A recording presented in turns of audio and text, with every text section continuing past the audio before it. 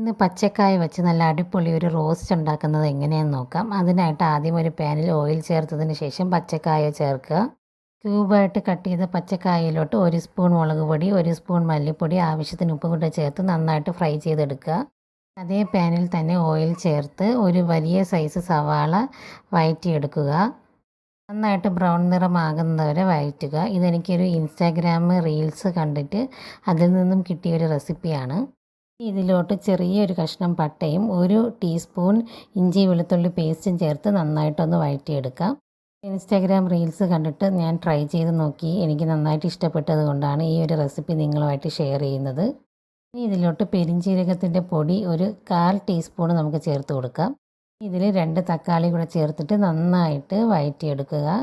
തക്കാളിയൊക്കെ നന്നായിട്ട് വെന്ത് ഉടയുന്നത് വരെ വഴറ്റണം.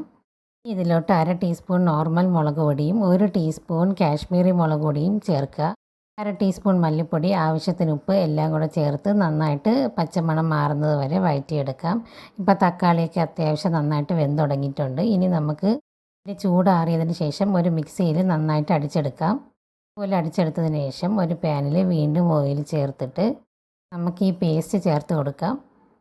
ഈ പേസ്റ്റ് ഒന്ന് നന്നായിട്ട് വഴറ്റിയതിന് ശേഷം നമുക്ക് ജാറ് കഴുകിയ വെള്ളം ഇതിലോട്ട് ചേർത്ത് കൊടുക്കാം.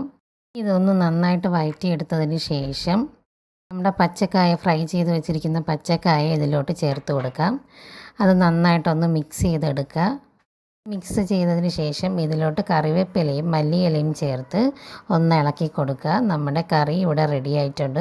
നല്ലൊരു റോസ്റ്റാണിത്. ഇത് ചോറിൻ്റെ കൂടെ കഴിക്കാൻ ഈ ഒരു റോസ്റ്റ് മാത്രം മതിയായിരിക്കും നമുക്ക് കഴിക്കാനായിട്ട്. നല്ല ചൂട് ചോറും ഈ റോസ്റ്റും ഒരു മുട്ട പൊരിച്ചതും ഒക്കെ ഉണ്ടെങ്കിൽ നമുക്ക് സുഖമായിട്ട് ചോറ് കഴിക്കാൻ പറ്റും. അത്രയും നല്ല ടേസ്റ്റാണ്. എല്ലാവരും ട്രൈ ചെയ്ത് നോക്കുക. ഒരു ഈസി റെസിപ്പിയാണ്.